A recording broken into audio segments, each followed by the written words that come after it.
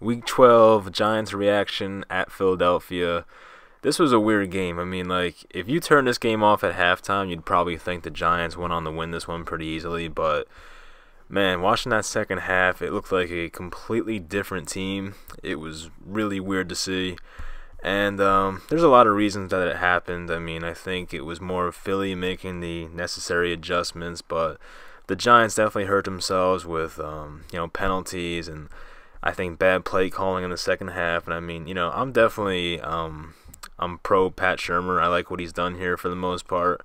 But it seemed like he was calling a great game in the first half, and then in the second half, it just wasn't working for them. The protection wasn't as good from the offensive line. The play calls weren't really as they weren't like as tricky as the other ones in the first half. So it was too plain, and Saquon didn't touch the ball enough, that kind of stuff. So I'll get into that, and of course we will start with the positives. So first one was we led 19-11 at the half, had over 300 yards of offense at halftime, and everything was looking perfect. I mean, the Eagles were playing a defense where they were putting guys deep, and they were kind of giving us the short routes, and they were taking them, the Giants, and they were having long drives that were going for touchdowns, and everything was looking good. And then in the second half, everything just changed. But the first half, they looked like a good team. Of course, on pace for 38 points, so you really can't complain there. I also had Red Ellison. I mean, I don't know if he's an upgrade over Evan Engram, but it certainly looks like it. Ellison had, I think, like 4 catches for 77 yards, had some big catches for us. Definitely a better blocker than Evan Engram is, and I think Engram is going to miss some time with a hamstring injury, which sucks, but he's been, really underwhelming this year, to say the least. So Corey Coleman continues to be great on the kickoff returns. He had 3 returns today, averaged 33 yards per return. Landon Collins was great tackling today. His pursuit to the ball was excellent. And I think Landon Collins is a little overrated with his coverage skills, but when it comes to like stopping the run or pursuit of the ball and tackling, he's one of the better players in the league at that. So I give him a lot of credit for being all over the field today. Saquon looked tremendous once again. His second touchdown run, I mean, that was a run that not many people are going to be able to do. I don't care what position it is. Maybe a handful of running backs can make that, break that tackle, make that cut, and then beat the safety for a touchdown. I mean, the guy is the whole package. But the thing I'll touch on that later. Actually, I'm not going to get into that yet.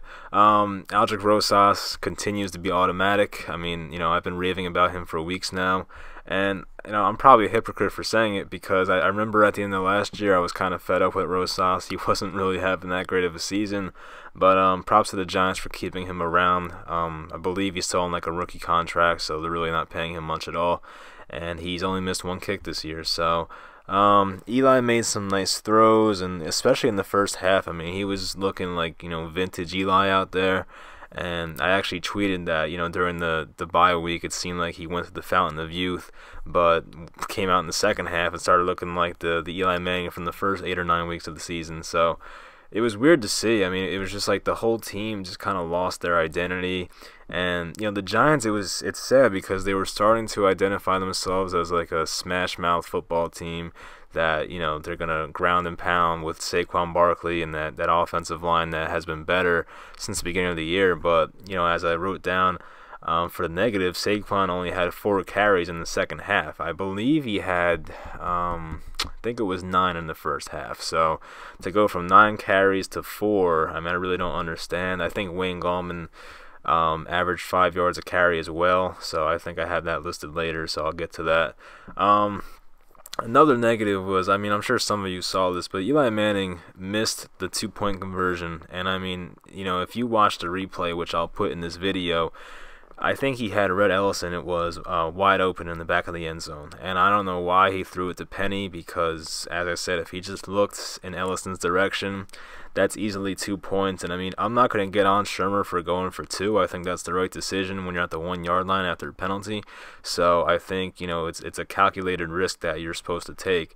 And their quarterback just didn't execute. So I mean, they had the right play. The guy was open. Eli, of course, was locked in on one guy and didn't see the whole field. And because of that, we only came in with 6 points that drive. So They didn't attack the secondary enough. I mean, it's pretty obvious the Eagles had a secondary of guys that were coming off the street from a few weeks ago.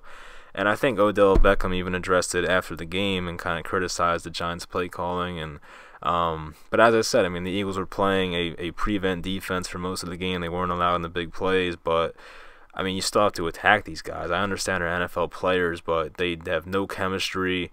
There's no starters left from their opening day team, I think, besides like Michael Jenkins maybe or something like that. So all their cornerbacks are like new players, and I really don't think they did good enough of a job of attacking that weakness that the Eagles have. I mean, that's what good teams do. I mean, if you watch Bill Belichick, and I'm sure most of you have, he exploits a team's a weakness, and the Giants just didn't do that today. I mean, we all knew the Eagles' weakness was going to be their secondary, and we have really good skilled players that can exploit that, and a quarterback that when he has time can still make the throws. And in the first half he did have time, and in the first half he was making the throws, but it just seemed like that all went away for some reason. And I don't know if Pat Shurmur tried to get too cute in the second half or whatever it was, but it just wasn't working out like it was before.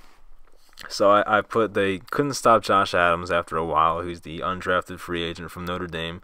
He was a good player in college, but I really don't know how great Josh Adams really is.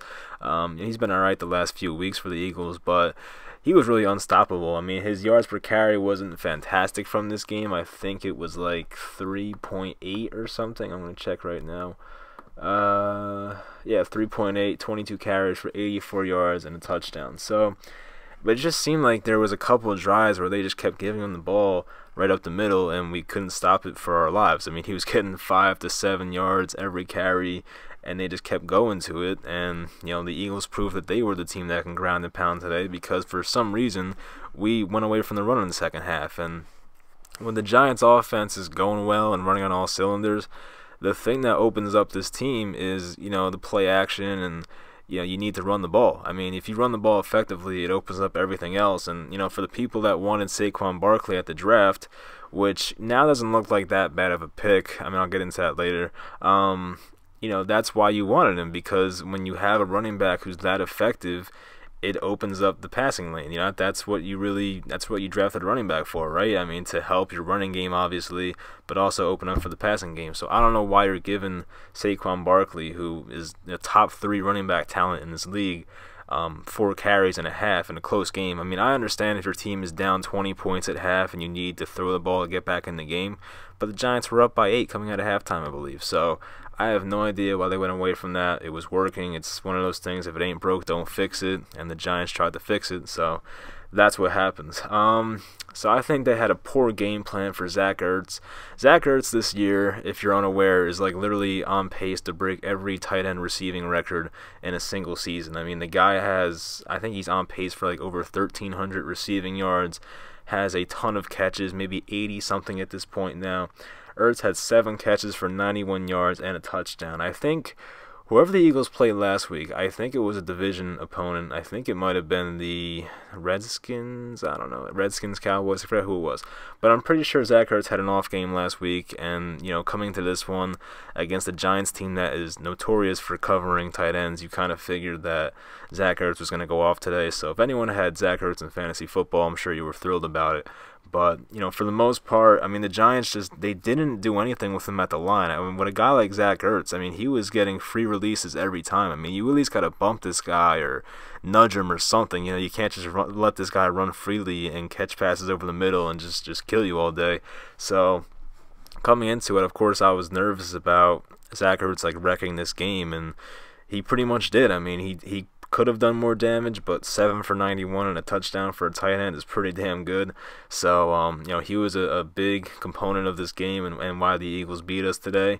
And I really, I'm kind of disappointed with the way they try to defend him. I mean, that's definitely on James Betcher and the whole defensive game plan for today. And, their offensive game plan in the second half wasn't that good as well. So I think a lot of this week is on the coaches. I mean, I understand the Giants defense right now doesn't have the greatest personnel, but speaking of that, it's kind of annoying seeing Eli Apple look like a good player in New Orleans now. I don't know if it's because he's playing with a bunch of former college teammates or, playing with a better defense or on a good team. But he looked really good on Thursday against Julio Jones if you watched that Thanksgiving night game.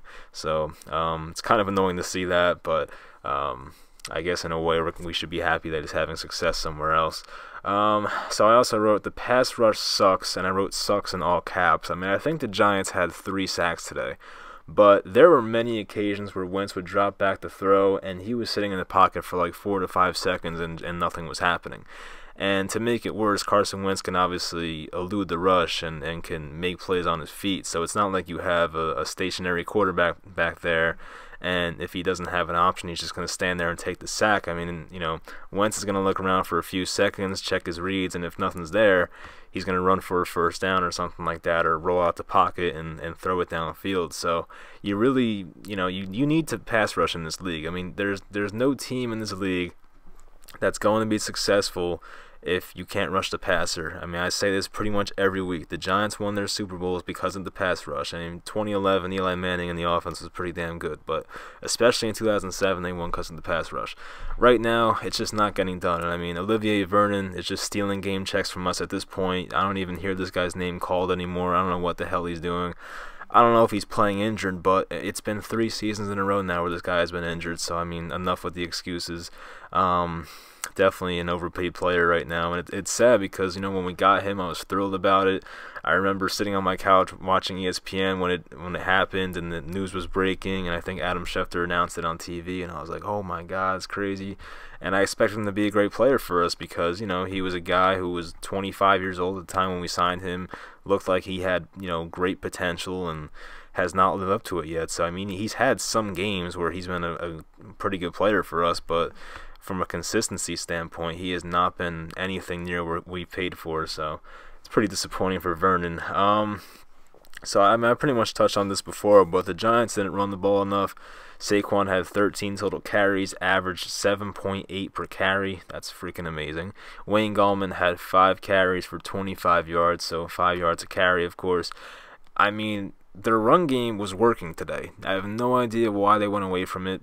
It really made no sense to me. I mean, I know the Giants, when they play the Eagles in recent history, besides that Thursday night game this year, but last year got in a couple of shootouts with them, and maybe Pat Shurmur, maybe he wanted to score more points because he thought this was going to be a shootout or something like that, but and it didn't really have that feel to it, so I really don't know why they didn't run the ball more. I mean, running the ball is obviously not fun, and it's not going to get Odell Beckham the ball or Sterling Shepard the ball, but if it's going to help you win a football game, I mean, why not do it? I mean, it was working.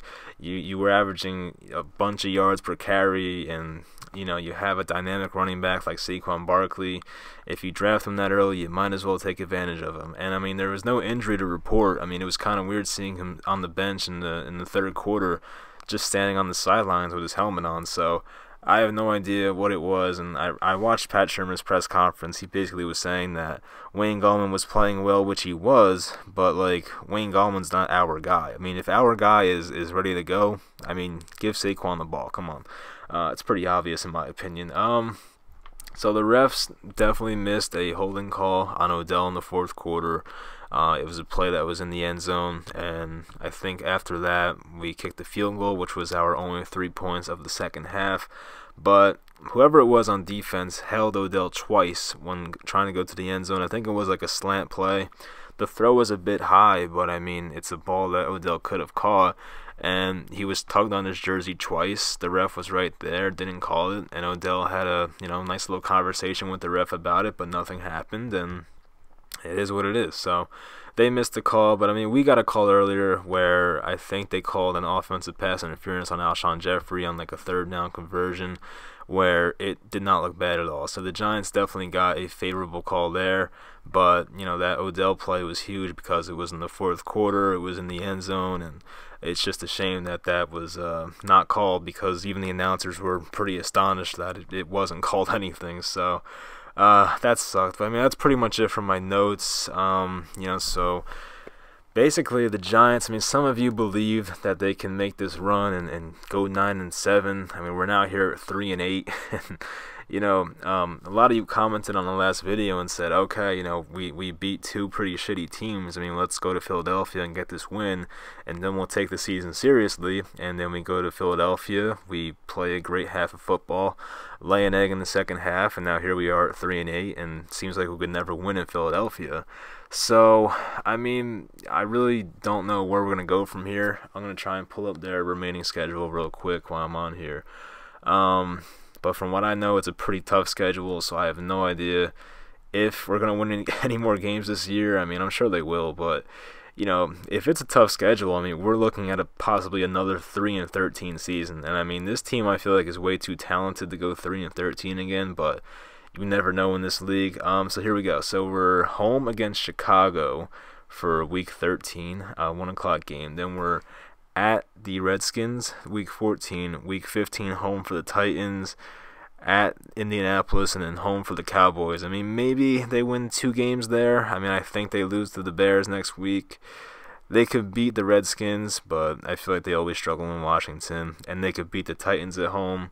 I don't think they're going to be able to beat the Colts on the road, and the Cowboys are definitely going to be in the playoff race, so I'm sure they're going to be playing for a lot more than us right now. But it would be nice to, somehow to beat the Cowboys when they're playing for a playoff spot and we knock them out. So that'd be pretty cool. But I mean, we're probably looking at 4 or 5 wins now for the season, and we're going to be picking in the top 10 in the draft, which is a good thing. But obviously, I wanted to make the playoffs this year. It sucks, and I mean, we kind of have to realize now, I mean, yeah, Eli Manning's had some good games, but, we got to remember who he's playing. I mean, he's played the 49ers. They have no defense. He played the Buccaneers, worst defense in the league, playing the Eagles today. As I said, they had cornerbacks that were on the street 3 weeks ago. I mean, it's not like he's played. If Eli Manning goes out against Chicago next week and lights them up, then I'll change my opinion. I'll say, you know what, maybe Eli does have another year left for this team.